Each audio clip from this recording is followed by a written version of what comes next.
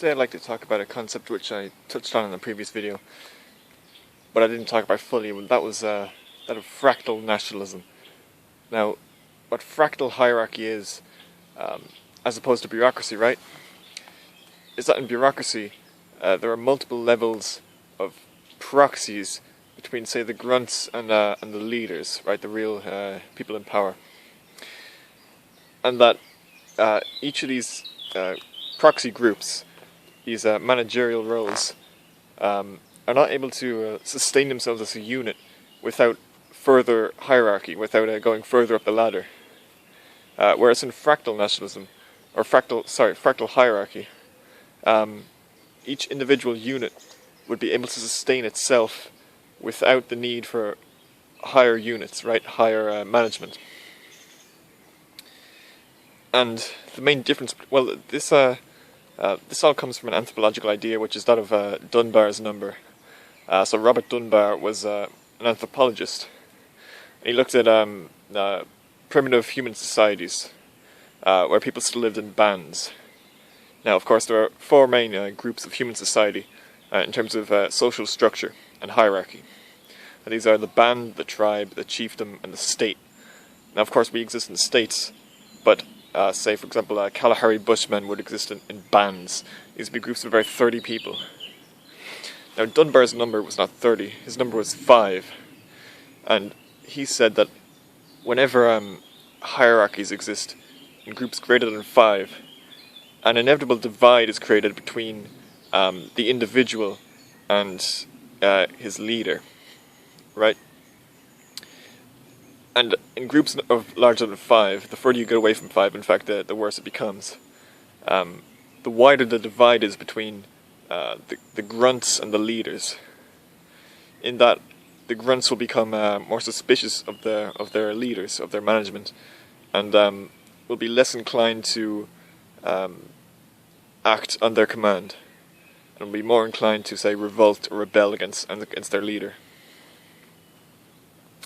Now, if a hierarchy becomes fractal to the extent which units of about 5 exist within that hierarchy. Now, say, for example, on a military campaign, it's quite common to divide people into groups of, say, 3, 4, 5 to undergo a certain mission. It's not common in modern military anyway, and certainly, of course, there are exceptions in large battles and whatnot, but it's not common to have groups of larger than 5 undergoing a certain operation. And that's all because of Dunbar's number, because it's been proven that a hierarchy is just it becomes more divided once you start adding larger groups of people, and the people are less likely to obey. Think of, say, a classroom of children. It's an obvious example, right? Nobody likes a teacher in a room full of 30 kids, whereas if you had a tutor with 5 kids, they engage much better, and they see the tutor not as a foreign species, as some sort of alien. They see him as someone like them, who they can trust, who they can obey. Now, about this managerial class, these proxies between the rulers and the grunts. Karl Marx, of course, described how these people are the people with the less amount of satisfaction in a hierarchical society, the less amount of because they've the least amount of power, because all of their control is dependent on the orders which they are given. They have less incentive towards maintaining the hierarchy in this way. They have more incentive to just to do whatever they can to climb, and to do less to further the gains of the movement.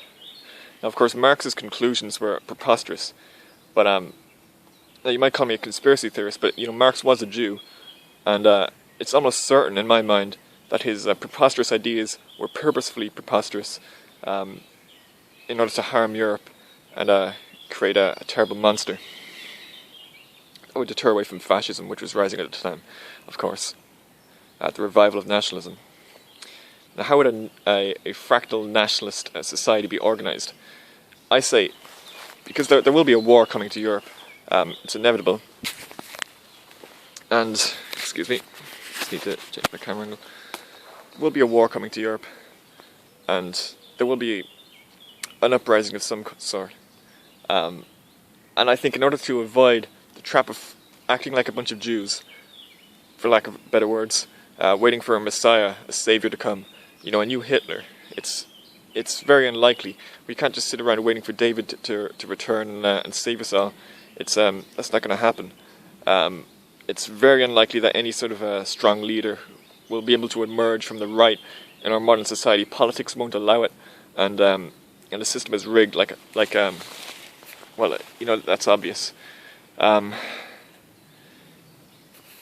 So the alternative would be to create individual units capable of sustaining themselves without the need for a strong leader.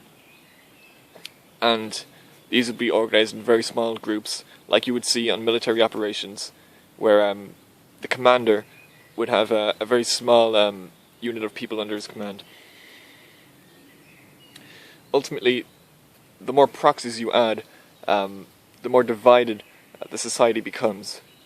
And we really don't need that, because we need leadership from individuals. We don't need to create a new sort of flock without falling into the inevitable result of that, which is weakness, societal weakness. Because the best way for the grunts to survive in any society, if you've worked for a corporation or if you've been in the military, you'll understand once you add really large numbers at the bottom of the ladder, then these people will become submissive and passive in some way, and their initiatives will be fewer, their creativity fewer, their contributions to the group fewer. And the alternative is to, of course, create units capable of sustaining themselves and small leadership. Because ultimately, what governs us is, no matter where you're from in Europe, it's ultimately the same goal. It's ultimately the same cause. And this cause is driven by impulses of ours to protect our people, which are not based on philosophy, not based on ideology.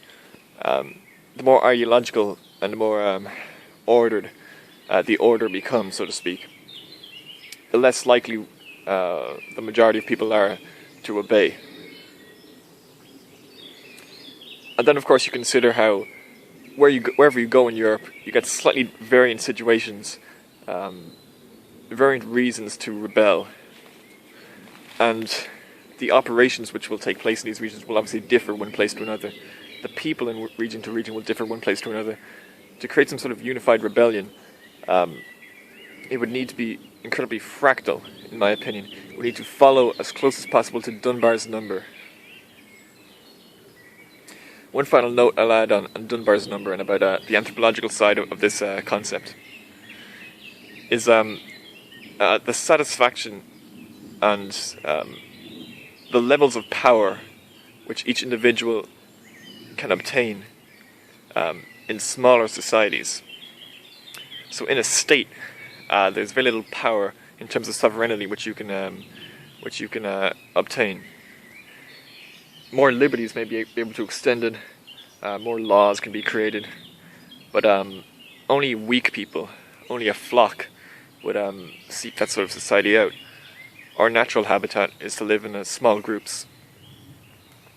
I believe the tribe was the most perfect organizational structure in Europe, because it provided technology and sophistication, civilization to a relative degree, which allowed us to live comfortably and happily without having to worry about